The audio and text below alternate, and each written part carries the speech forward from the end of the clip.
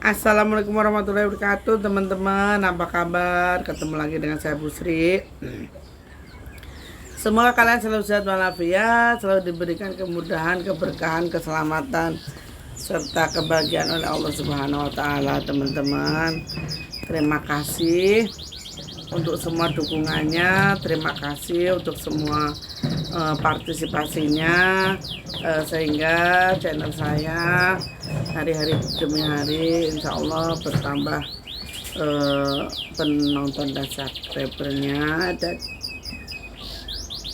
saya memberikan info bahwasanya terima kasih atas dukungan kalian.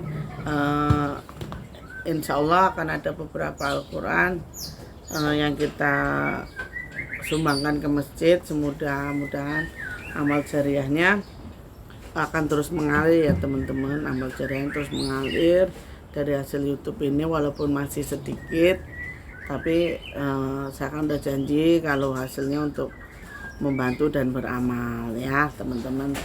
Terima kasih banyak. Semoga yang sakit cepat sehat ya, yang sakit cepat sehat, yang belum sukses cepat sukses, yang anaknya mau ujian universitas mudah-mudahan lulus masuk perguruan tinggi negeri, dan semoga semuanya kelak menjadi orang-orang yang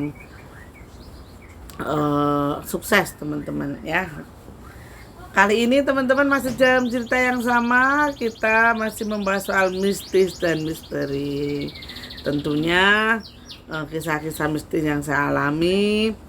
Jadi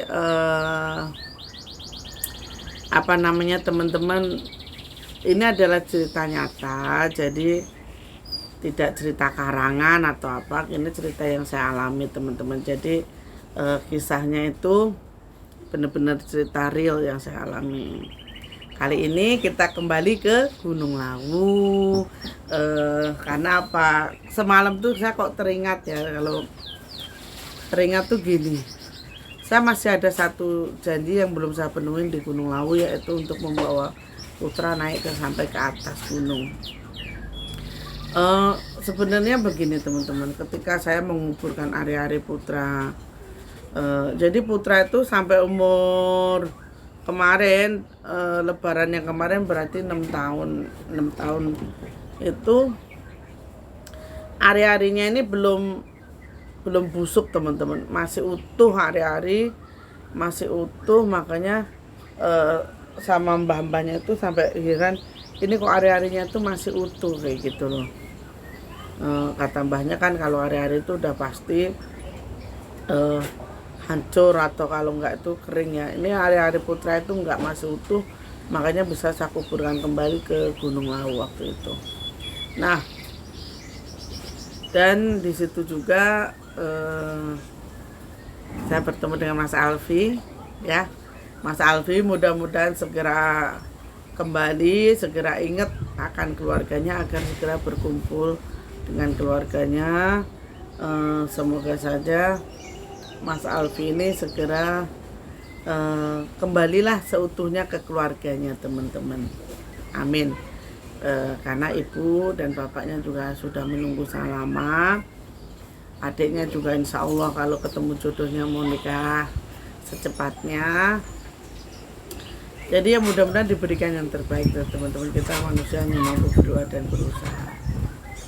Terus yang selanjutnya, jadi pendakian ke Gunung Lawu ini kita dimulai dari saya liatin putra tuh lagi dorong-dorong tong sampah yang gede tuh sama padanya.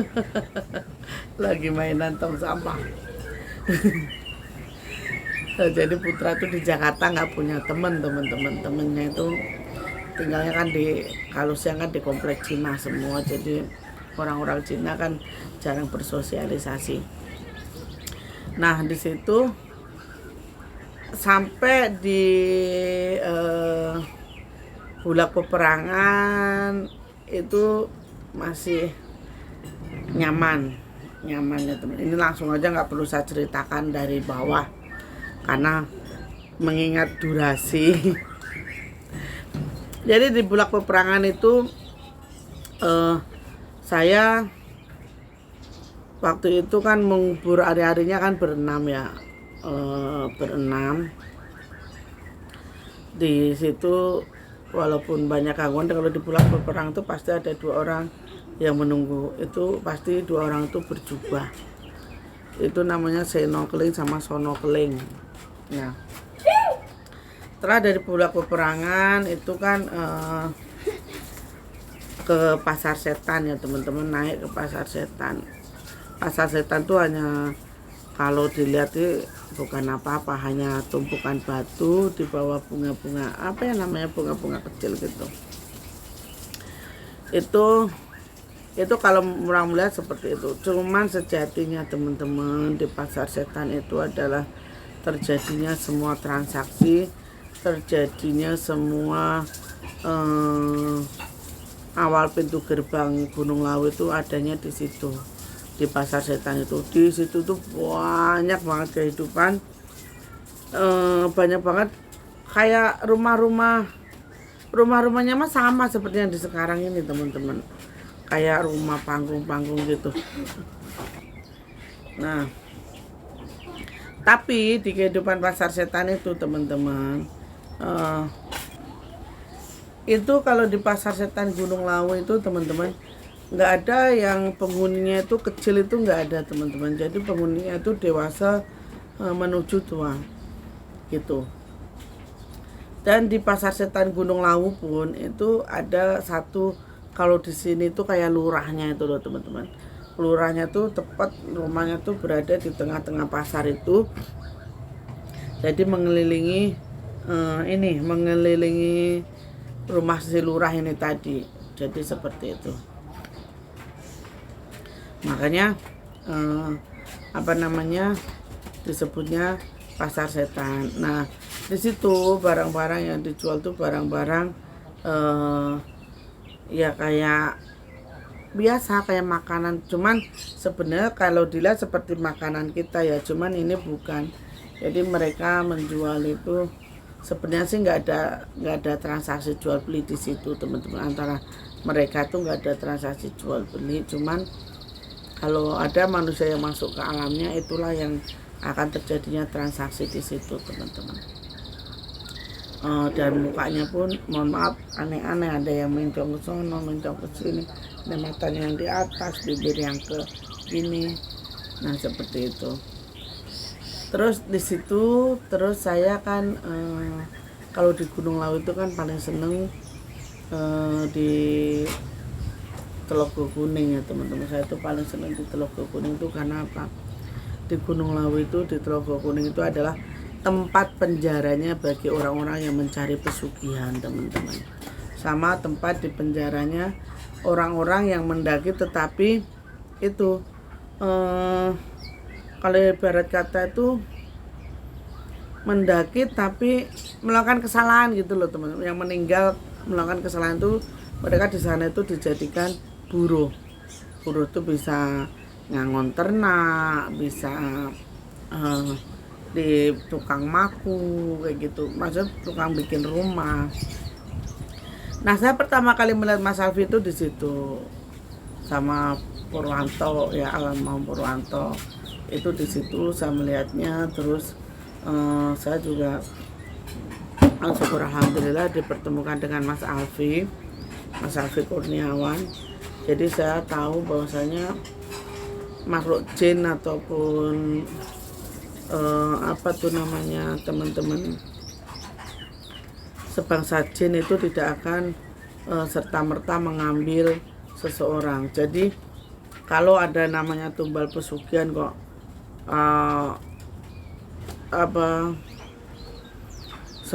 semua orang tuh tidak ada. Terus yang kedua, kalau santet tenung telu itu, jin itu pun juga dia itu teman-teman tidak serta-merta bisa mengambil seseorang, itu enggak. Kayak Mas Alfi Kurniawan itu kan diambil karena apa? Dia menendang pagar. Kalau Mas Purwanto itu tidak terselamatkan itu karena apa? Karena jatuh dan dia kayak jumawanya itu dia pengen menelusuri jalan yang dia itu belum pernah ketahui, tapi dia merasa sudah tahu gitu posisinya jalan itu.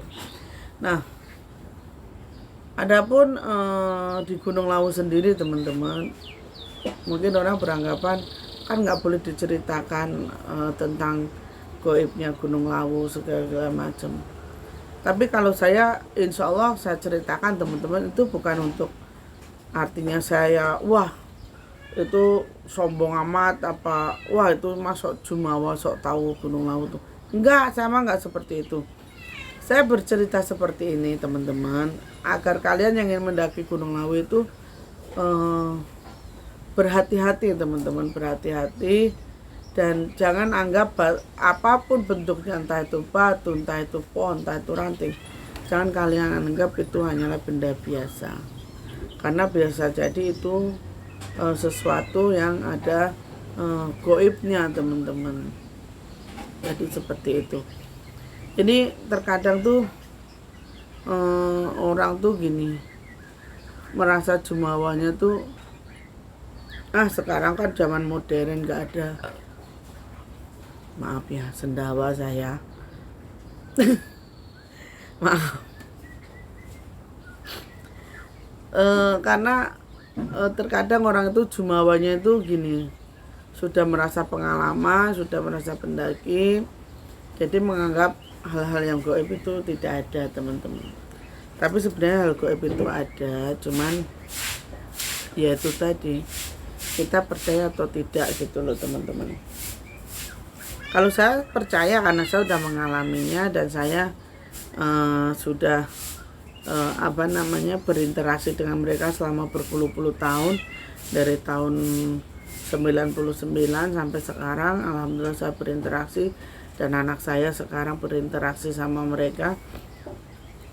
Walaupun hanya pengetahuan sedikit, pengetahuan yang diberikan oleh Allah kepada saya, tapi saya wajib bersyukur dan saya wajib mengimani bahwasanya yang gaib itu ada teman-teman.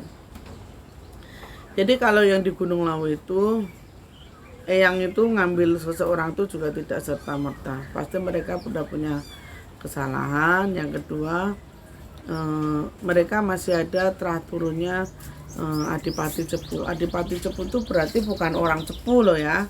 Tidak semua orang Cepu yang ke Gunung Lawu itu pasti meninggal atau hilang, itu enggak. Tidak semuanya seperti itu. Yang punya, yang disumpah oleh Eyang Prabu itu hanyalah terah turun dari Adipati Cepu. Jadi yang beraliran darah Adipati Cepu dan orang-orang yang ada di bulak peperangan ketika itu teman-teman. Nah, di lain sisi Eyang Lawu pun, Kanjeng Prabu pun nggak akan mengambil orang itu dengan ibaratnya tuh semaunya, itu enggak teman-teman. Karena apa? Eyang Lawu, Sunan Lawu, Eyang Jala, terus Wongso Menggolo itu orangnya itu ibaratnya jinnya itu jin baik, jin muslim, bahkan mengajinya pun melebihi dari saya teman-teman. Mungkin teman-teman akan menganggap, wah masa iya sih jin di Gunung Lawu bisa ngaji? Bisa, bahkan lebih pintar dari saya, sama bodoh, sama nggak ada apa-apanya dibandingkan mereka. Terus yang kedua, kalau kita menerima hukuman seperti Mas Alfi Kurniawan itu, pasti akan dikembalikan ketika masa hukuman itu selesai teman-teman ya. Ketika masa hukuman itu selesai, maka akan dikembalikan ke alam nyata dan hukumannya itu akan dihilangkan teman-teman. Terus yang Lawu itu juga bukan jadi tidak apa, yang Lawu itu jadi orangnya jinnya itu sangat berwibawa dan suka menolong pendaki-pendaki, bahkan menolong penduduk di sekitar Gunung Lawu itu teman-teman. Maka jangan selalu menyalahkan apa-apa jin, apa-apa demit, apa-apa setan. Tidak, setan, jin, demit itu kalau ngambil seseorang tidak begitu saja mengambil, harus ada ikatan atau hubungan dengan yang mau diambil itu teman-teman. Jadi seperti itu.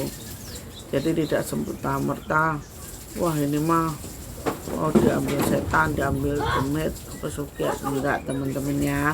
Jadi jangan menyalahkan jin atau setan lagi ya. Jadi seperti itu. Jadi banyak hal yang terjadi di Gunung Lawu itu yang tidak bisa dijelaskan dengan kata-kata teman-teman. Nanti insya Allah setelah saya pulang saya akan itu napak tilas ya, insya Allah ya, kita napak tilas ke Candi Ceto, ke Alas Ketonggo, kita napak tilas. Mudah-mudahan Allah memberikan umur panjang kepada saya, jadi saya bisa membuktikan kepada teman-teman apa yang saya alami. Sekian ya teman-teman, akhir kata, assalamualaikum warahmatullahi wabarakatuh. Terima kasih untuk semua doanya, semoga selalu sukses. Amin amin ya robbal alamin.